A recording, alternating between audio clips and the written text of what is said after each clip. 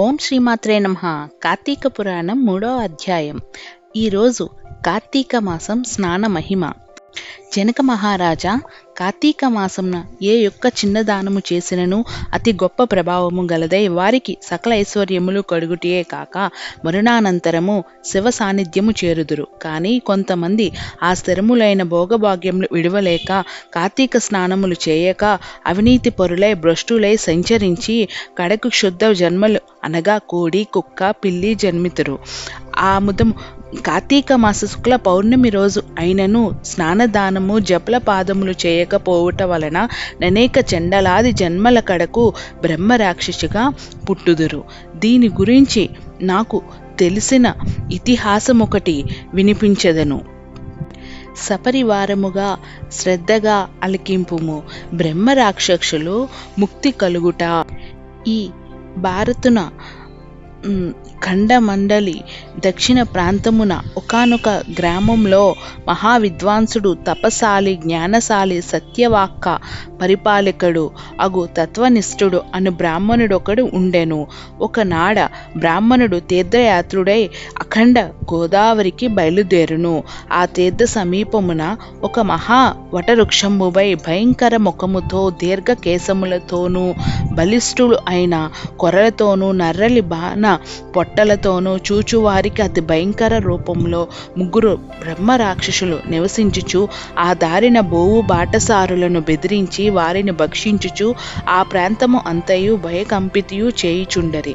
తీర్థయాత్రులకై బయలుదేరి అఖండ గోదావరి పుణ్యక్షేత్రమున పితృదేవతలకు పిండ ప్రదానము చేయుటకు వచ్చుచున్న విప్రుడు ఆ వృక్షము చెంతకు చేరుసరికి యథాప్రకారము బ్రహ్మ రాక్షసులు కిందకి దిగి అతనిని చంపబోవు సమయమున బ్రాహ్మణుడు ఆ భయంకర రూపములను చూచి గజగజ వణుకుచు ఏయూ తోచక నారాయణ స్తోత్రం బిగ్గరగా పఠించుచో, ప్రభో ఆత్రత్రాణ పరాయణ అనాథరక్షక, ఆపదలోనున్న గజేంద్రుని నిండు సభలో అవమానాలు పాల్గొను చేత మహాస్వాది ద్రౌపదిని బాలుగును ప్రహ్లాదుడు రక్షించిన విధముగానే ఈ పిశాచముల బారి నుండి నన్ను రక్షించు తండ్రి అని వేడుకొనగా ఆ ప్రార్థనలు విన్న బ్రహ్మ రాక్షసులు జ్ఞానోదయం కలిగి, మహానుభావ, మీ నోటి నుంచి వచ్చిన శ్రీమాన్ నారాయణ శృతి విని మాకు జ్ఞానోదయం అయ్యినది, మమ్మల్ని రక్షించు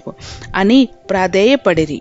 వారి మాటలకు విప్రుడు ధైర్యం తెచ్చుకొని, ఓయి మీరెవరు, ఎందులకు మీ రాక్షస రూపంబులు కలిగెను, మీ వృత్తాంతము తెలుపుడు అని పలుకగా, విప్రువా, మీ పూజ్యులు ధర్మాత్రులు వ్రతనిపాశ్రులు మీ దర్శన భాగ్యం వల్ల మాకు పూర్వజన్మ మండలి కొంత జ్ఞానము కలిగినది. ఇక నుండి మీరు మాకు మా వలన ఏ ఆపద కలగదు అని అభయమిచ్చి అందుకొక బ్రహ్మ రాక్షసుడు తన వృత్తాంతమును ఈ విధంగా చెప్పసాగెను. నాది ద్రావిడ దేశం, బ్రాహ్మణుడను నేను మహాపండితుడు అను గర్వము గలవాడినై ఉంటిని. న్యాయ విచక్షణలు మాని పశువు వలె ప్రవర్తించితిని. బాటసారుల వద్ద అమాయకపు గ్రామస్తుల వద్ద దౌర్జన్యంగా ధనం లాగుకొనుచు దుర్వ్యసనాలతో భార్య పుత్రులను సుఖపెట్టక పండితులు అవమానపరుచుతూ లభిద్దుడై ఒకానొక కుడిగా ఉంటిని. ఇట్లుండగా ఒకానొక పండితుడు కార్తీక మాస వ్రతమును యథావిధిగా ఆచరించి భూత తృప్తి కొరకు బ్రాహ్మణ సమారాధన చేయి తలంపులతో అపరాధ సంపాదన నిమిత్తము దగ్గర ఉండ నగరమునకు బయలుదేరి తిరుగు ప్రయాణములో మా ఇంటికి అతిథిగా వచ్చెను. వచ్చిన పండితుడు నేను దూషించి కొట్టి అతనిని వద్దనున్న ధనము వస్తువులు తీసుకొని ఇంటి నుండి గెంటి వేచితిని.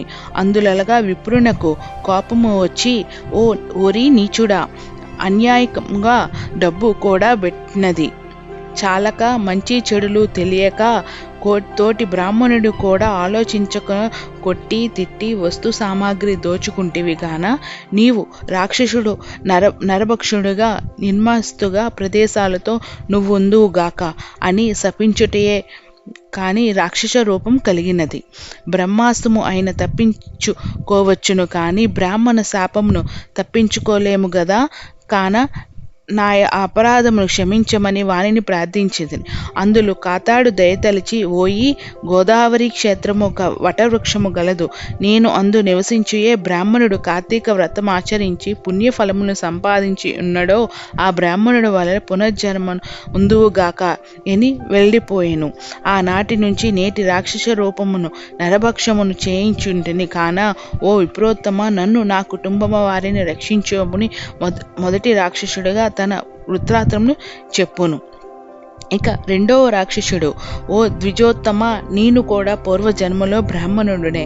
నేను నీచల సహనము చేసి తల్లిదండ్రుల్ని బాధించి తిండి పెట్టక మార్చి అన్నము రామచంద్ర అంటూ అటులే చేసి వారి ఎదుటనే నా భార్య బిడ్డలతో పంచభక్ష పరమాన్నాలతో భుజించేవాడును. నేను ఎట్టి దాన ధర్మాలు చేసి ఎరుగను. నా బంధువులు కూడా హింసించి వారి ధనము ఆచరించి రాక్షసుని వలె ప్రవర్తించింది. కానీ నాకు రాక్షసత్వము కలిగను. నన్ను పాపకెంపుల నుండి ఉద్ధరింపుము అని బ్రాహ్మణుడు పాదములపై పడి పరిపరి విధములు వేడుకొనును. మూడవ రాక్షసుడు కూడా తన వృత్తాంతమును ఇటులనే తెలియజేయును. మహాశయ, నేనొక సంపన్న కుటుంబంలో పుట్టిన బ్రాహ్మణుడను. నేను విష్ణు ఆలయంలో అర్చకునిగా ఉంటిని. స్నానమైనను చేయక తిరుగుచుండినవాడెను. భగవంతుణ్ణి ధూప దీప నైవేద్యాలు అనియు నర్పించక భక్తులు గోయి తెచ్చిన సంబరాలను సేవించుచు పాప కార్యములు చేయించిన వలన నా మరణాంతరము ఈ రూపము ధరించుతుంది. కావున నన్ను కూడా పాప విముక్తి నుంచి కావింపుమని ప్రార్థించను. ఓ జనక మహారాజా, తపో విష్టుడగు ఆ విప్రుడు పిశాచములను దీనలాపాలను లాలించి, ఓ బహు రాక్షసులు భయపడుకును. మీ పూర్వజన్మలో చేసిన ఘోర కృత్యముల వల్ల మీకు ఈ రూపములు కలిగెను. నా వెంట రెండు, మీకు విముక్తి కలుగను అని వారి అందరినీ తనతో పోయి ఆ ముగ్గురి ముక్తికై సంకల్పము చెప్పించుకొని తానే స్వయముగా గోదావరిలో స్నానం ఆచరించి స్నాన పుణ్యఫలమును ముగ్గురుకు బ్రహ్మ రాక్షసులు దారిపోయగా వారి రాక్షస స్వరూపములు పోయి దివ్య రూపములు ధరించి వైకుంఠముకే ఎగిరి కార్తీక మాసంలో గోదావరి స్నానం ఆచరించిన అర్హరుదులు సంతృప్తి నుండి వారికి సకల ఐశ్వర్యములు ప్రసాదించురు. అందువలన ఎంత ప్రయత్నించిన అరెను కార్తీక స్నానం ఆచరించాలి. ఇట్లు స్కాంద పురాణము తత్తగ వశిష్ఠ పోషక కార్తీక మహత్య మండలి 3వ రోజు 3వ అధ్యాయము 3వ పారాయణం సమాప్తం. Please subscribe. Thank you for watching.